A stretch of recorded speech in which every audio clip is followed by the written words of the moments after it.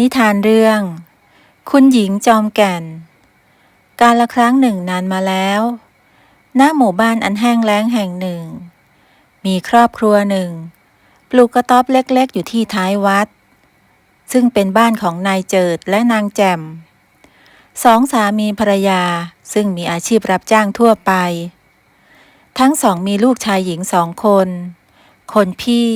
ชื่อว่าอุ่นเรือนคนน้องเป็นชายชื่อว่าทองอ้น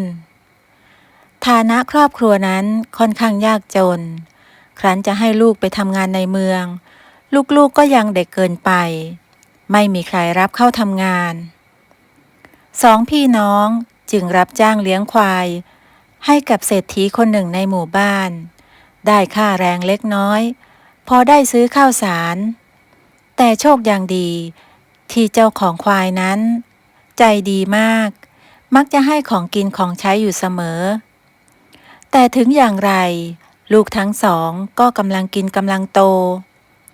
พ่อแม่จึงต้องพยายามทำงานให้มากขึ้นในคืนหนึ่งสองสามีภรรยาก็มานั่งปรึกษากันว่าพวกเขาควรจะเช่าที่นาสักแปลงเพื่อจะได้ปลูกข้าวไว้กินเองอย่างน้อยจะได้ไม่ต้องซื้อข้าวสารเขากินเหมือนอย่างทุกวันนี้ก็ดีเหมือนกันนะจ๊ะพี่เราจะได้ไม่ต้องซื้อข้าวหรือก็แพงขึ้นทุกวันนายเจิดผู้เป็นสามีจึงคิดถึงท่านเศรษฐีเจ้าของควายท่านมีที่นามากมายอาจจะแบ่งให้ตนเช่าได้บ้างไม่มากก็น้อยพอรุ่งเช้านายเจิดก็ออกเดินทางไปที่บ้านท่านเศรษฐีแต่เขาก็ต้องผิดหวังเมื่อท่านได้บอกว่าไม่มีที่ว่างสักแปลงเพราะได้ปล่อยให้เช่าหมดแล้วเองมาช้าไปไอ้เจิดฉันเพิ่งปล่อยเช่าไปเมื่อเช้านี่เองแล้วท่านเศรษฐีพอจะมีที่อื่นบ้างไหมขอรับกับผมต้องการที่นาทำกินจริงๆลูกกับผมกำลังกินกำลังโตจะให้ไปทำงานในเมืองก็เป็นห่วงมันท่านเศรษฐีครุ่นคิดอยู่สักพักแล้วก็นึกขึ้นได้ว่าท่านมีที่นาตาบอดอยู่แปลงหนึ่งที่ตรงนั้นยังไม่มีใครเช่าเพราะมันไม่มีทางเข้าต้องไปบุกเบิกถักถางเอาเองเพื่อเป็นทางเข้าจึงได้บอกให้นายเจิดไปบุกเบิกเอาและให้ทำกินฟรีๆไม่เก็บค่าเช่าซึ่งมันก็อยู่ไม่ห่างจากบ้านของนายเจิดมากนักนายเจิดดีใจมากรีบขอบคุณท่านเศรษฐีและรีบนำเรื่องนี้ไปบอกกับภรรยาก็ดีใจที่จะมีที่ทำกินแถมยังไม่ต้องเสียค่าเช่าอีกด้วยจริงเหรอจ๊ะพี่ท่านเศรษฐีใจดีจังเลยนะจ๊ะนอกจากจะให้ลูกๆเราได้มีงานทำแล้วท่านยังให้มีที่ทำกินอีกใช่เราต้องไม่ลืมบุญคุณของท่านงั้นพรุ่งนี้เราไปดูที่แปลงนั้นกันนะนี่ก็ใกล้หน้าฝนเข้ามาเต็มทีแล้วประเดี๋ยวจะไม่ทันการเช้าวันต่อมาทั้งสองก็ได้เดินทางไปดูที่นาดังกล่าวซึ่งมันก็รกมากจริงๆแถมยังไม่มีทางเข้าอีกต่างหากต้องใช้วิธีถางป่าเพื่อทำทางเข้าแต่สองสามีภรรยาก็ไม่ย่อท้อจัดการถางป่าจนเตียนโล่งถางที่นาจนเรียบร้อยแต่คงต้องรอฝนตกลงมาจึงจะไถคราดได้ไม่นานก็ถึงฤดูทำนาฝนฟ้าก็ตกลงมาน้ำท่าก็มากพอที่จะไถคราดได้แล้วสองผัวเมียจึงได้ไปดูที่นาของตนแต่ลืมคิดไปว่าจะเอาควายที่ไหนมาไถคราดพี่เราต้องมีควายไถคราดนะไม่เช่นนั้นเราคงหว่านข้าวไม่ได้แต่เราจะเอาควายที่ไหนล่ะทั้งสองนั่งกลุ้มใจจะไปหาควายที่ไหนมาไถคราดแล้วก็นึกถึงควายของท่านเศรษฐีหากไปขอยืมท่านมาสัก2 ตัวท่านคงไม่ว่าอะไรเองจะขอยืมควายไปไถคราดกันหรือทำไมจะไม่ได้ล่ะข้าให้เองยืม2 ตัวเลยเป็นตัวผู้กับตัวเมียท่านเศรษฐียังบอกอีกว่าให้ทั้งสองเลี้ยงควายคู่นี้ให้ดีหากมันมีลูก ก็จะยกลูกให้กับเขาสองผัวเมียก็ดีใจก้มกราบท่านเศรษฐีที่เมตตาท่านยังบอกอีกว่าไม่ต้องให้ลูกๆไปเลี้ยงควายแล้วเพราะท่านจะให้มันกินหญ้าแถวบ้านหน้าฝนแบบนี้หญ้าก็เริ่มงามไม่ต้องไปเลี้ยงควายตามทุ่งทำให้ลูกๆทั้งสองไม่มีงานทำและคงขาดรายได้ท่านเศรษฐีเจ้าของควายจึงได้หาทางออกให้เอาอย่างนี้ไหมล่ะฉันจะส่งลูกสาวของเองไปอยู่กับท่านเจ้าคุณบุญหนักกับคุณหญิงทับทิมน้องชายและน้องสะใภ้ของฉันเขากำลังต้องการสาวใช้อยู่พอดีสองผัวเมียเห็นว่าลูกสาวก็โตพอที่จะทำงานบ้านงานเรือนได้แล้วจึงตกลงให้ลูกสาวไปอยู่กับคุณหญิงและท่านเจ้าคุณที่เรือนไทยในเมืองซึ่งลูกสาวก็ไม่ขัดข้องเธออยากทำงานช่วยพ่อแม่อยู่แล้วก่อนไปพ่อแม่ก็ได้บอกกล่าวกับลูกสาวให้เธอมีมานะและอดทนขยันขันแข็งพ่อแม่จะได้ไม่ต้องเป็นห่วงไปอยู่บ้านท่านต้องขยันขันแข็งไม่เกี่ยงงานที่สำคัญต้องมีความซื่อสัตย์เจ้านายจะได้เอ็นดูนะลูกนะจ้ะแม่หนูจะตั้งใจทำงานอย่างเต็มที่ตามที่แม่เคยสอนจ้ะคืนนั้นอุ่นเรือนได้นอนหนุนตักแม่เป็นคืนสุดท้ายเพราะพรุ่งนี้เช้าเธอก็ต้องเดินทางแล้วและเธอก็ถือโอกาสบอกลาพ่อแม่และน้องชายคนเดียวทุกคนดีใจกับเธอที่จะได้มีงานทำมีเงินทองมาให้พ่อแม่เช้าวันรุ่งขึ้นนายเจิดก็ได้พาลูกสาวไปที่บ้านคุณหญิงซึ่งอยู่ในเมืองใช้เวลาเดินทาง2 วันด้วยเกวียนที่นายเจิดได้ว่าจ้างจากชาวบ้านต่อมาอุ่นเรือนเด็กสาววัย15 ปีหน้าตาสะสวยหน้าตาจิ้มลิ้มดวงตากลมโตก็ได้ไปอยู่ที่บ้านเรือนไทยของคุณหญิงทับทิมและท่านเจ้าคุณบุญหนักเด็กสาวได้ไปเป็นบ่าวรับใช้คนสนิทของคุณหญิงซึ่งคุณหญิงเองก็รักและเอ็นดูอุ่นเรือนมากเพราะเธอเป็นเด็กดีและเป็นเด็กขยันขันแข็งท่านเจ้าคุณก็สบายใจที่มีคนคอยดูแลคุณหญิงในยามที่ท่านไปทำธุระต่างเมืองอุ่นเรือนมาอยู่ที่บ้านหลังนี้ได้ไม่กี่วันเธอก็ทำงานได้คล่องแคล่วเนื่องจากเธอเป็นงานอยู่แล้วไม่ว่าจะเป็นงานบ้านงานเรือนหรือดูแลคุณหญิงและท่านเจ้าคุณเธอก็ทำได้คล่องแคล่วส่วนเรื่องอาหารการกินของคุณหญิงก็จะมีแม่ครัวคอยทำให้อยู่แล้วดังนั้นอุ่นเรือนจึงมีหน้าที่แค่คอยดูแลใกล้ชิดคุณหญิงและคอยติดตามในเวลาที่คุณหญิงต้องไปทำธุระต่างเมืองซึ่งก็ไม่บ่อยนักในเย็นวันหนึ่งเจ้าคุณบุญหนักจะต้องไปว่าราชการยังต่างเมืองคราวนี้อาจจะไปหลายที่และอาจจะใช้เวลาถึง30 วันท่านเจ้าคุณจึงได้เรียกอุ่นเรือนบ่าวคนสนิทเข้าไปพบและได้กำชับว่าให้ดูแลคุณหญิงให้ดีๆเองต้องดูแลคุณหญิงอย่างใกล้ชิดนะอุ่นเรือนอย่าให้คลาดสายตาเป็นอันขาดเจ้าค่ะท่านเจ้าคุณบ่าวจะดูแลคุณหญิงไม่ให้คลาดสายตาเลยเจ้าค่ะดีมากเองไปได้แล้วเมื่ออุ่นเรือนกลับมาถึงที่ห้องเธอก็ยังมีข้อสงสัยในใจว่าทำไมท่านเจ้าคุณถึงได้กำชับขนาดนั้นเด็กสาวขมวดคิ้วครุ่นคิดอยู่สักพักก่อนจะรีบออกไปหาคุณหญิงที่กำลังประพรมน้ำหอมก่อนนอนในห้องนอนโดยมีบ่าวอีกคนอยู่เป็นเพื่อนท่านเจ้าคุณจะไม่ให้คุณหญิงอยู่เพียงลำพังจะต้องมีคนอยู่ด้วยตลอดและคนที่มาอยู่ด้วยกับคุณหญิงก็ต้องเป็นคนที่ท่านเจ้าคุณไว้ใจเท่านั้นเมื่อเห็นว่าอุ่นเรือนเข้ามาในห้องแล้วบ่าวคนนั้นก็ออกไปทำหน้าที่ของตนตามเดิมอุ่นเรือนพยายามสังเกตสีหน้าคุณหญิงก็ดูปกติไม่มีอะไรที่บ่งบอกว่าอาจจะมีเรื่องไม่ดีเกิดขึ้นอุ่นเรือนเอ็งมองหน้าข้าทำไมเอ๊ะหรือว่าหน้าข้าขาวว่าเกินไป เปล่าเจ้าค่ะคุณหญิงบ่าวแค่รู้สึกว่าคืนนี้คุณหญิงสวยเป็นพิเศษเลยนะเจ้าคะแหมเองนี่ช่างปากหวานเสียจริงนะนางอุ่นเรือนคุณหญิงยิ้มอย่างพอใจเมื่อได้รับคำชมจากบ่าวคนสนิทก่อนจะสั่งให้อุ่นเรือนจัดที่หลับที่นอนอุ่นเรือนแปลกใจทำไมคุณหญิงถึงได้นอนแต่หัวค่ำทั้งที่ปกติแล้วจะนอนค่อนข้างดึกแต่เธอก็ต้องทำตามคำสั่งเจ้านายโดยในคืนนี้ท่านเจ้าคุณได้นอนอยู่อีกบ้านพักหลังหนึ่งเพราะจะต้องออกเดินทางแต่เช้ามืด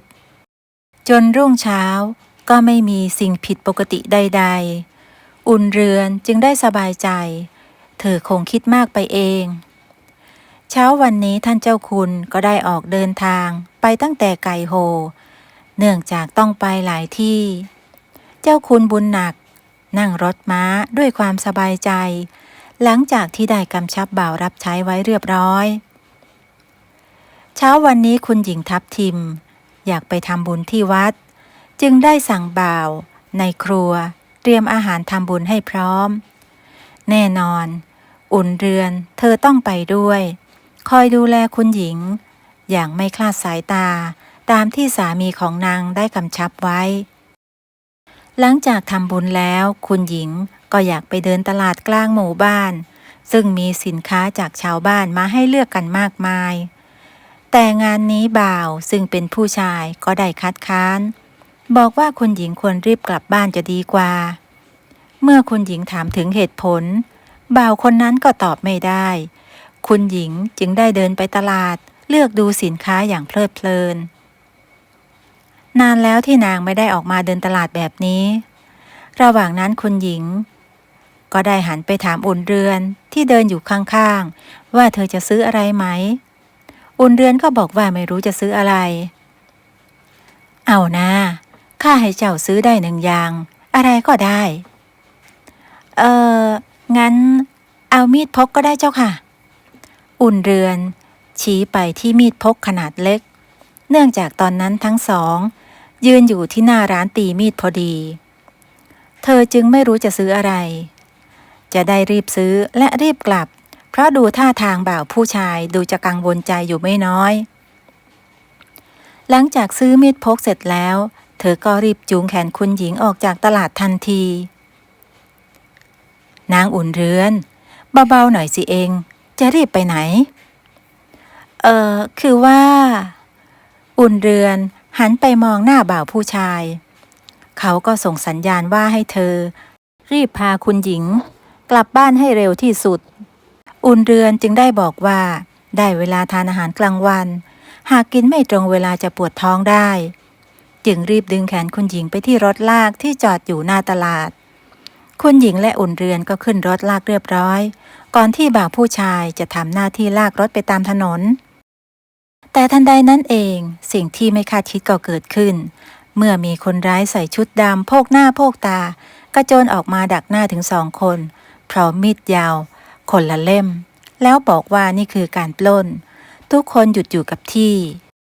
คุณหญิงและอุ่นเรือนก็ลงจากรถลากด้วยสีหน้าที่ตกใจอุ่นเรือนนั้นได้พูดกับโจรทั้ง2ว่าพวกแกต้องการอะไรรู้หรือไม่ว่าผู้หญิงคนนี้เป็นใครท่านเป็นถึงคุณหญิงทับทิมที่ใครๆก็ต้องเกรงขามนะก็เพราะข้ารู้นี่แหละถึงได้มาดักรออยู่นี่ไงเล่าพวกแกต้องการอะไรอย่าทำอะไรคุณหญิงของเรานะบ่าวผู้ชายกระโจนมาดักหน้าผู้หญิงทั้ง2แต่ถูกหนึ่งในคนร้ายใช้ด้ามมีดตีจนเลือดกบปากทั้งนี้โจร2 คนนี้ไม่ใช่โจรทั่วไปแต่เป็นฝ่ายอริศัตรูของเจ้าคุณบุญหนักซึ่งมีความขัดแย้งกันมานานและพยายามใส่ร้ายเจ้าคุณหลายครั้งเนื่องจากหัวหน้าของคนทั้ง2อยากเป็นใหญ่เป็นโตนั่นเองครั้งนี้ก็เช่นกันเมื่อรู้ว่าท่านเจ้าคุณไม่อยู่บ้านหลายวันพวกมันก็จะมาจับตัวภรรยาของท่านเจ้าคุณเพื่อไปต่อรองแต่งานนี้อุ่นเรือนได้ใช้วิธีป้องกันตัวประกอบกับมีดพกเล็กๆที่เพิ่งซื้อมาทำให้คนร้ายได้แผลไปคนละแผล2 แผลทั้งนี้ก็เพราะว่าพ่อของเธอเคยสอนตั้งแต่เด็ก ทำเอาคนร้ายทั้งสองอ่วมไปตามๆกันและวิ่งหนีหัวซุกหัวซุนคุณหญิงไม่รู้มาก่อนว่าบ่าวคนสนิทจะมีฝีมือต่อสู้เก่งกาจขนาดนี้อุ่นเรือนเอ็งทำได้ยังไงเหลือเชื่อจริงๆตัวแค่นี้สามารถเล่นงาน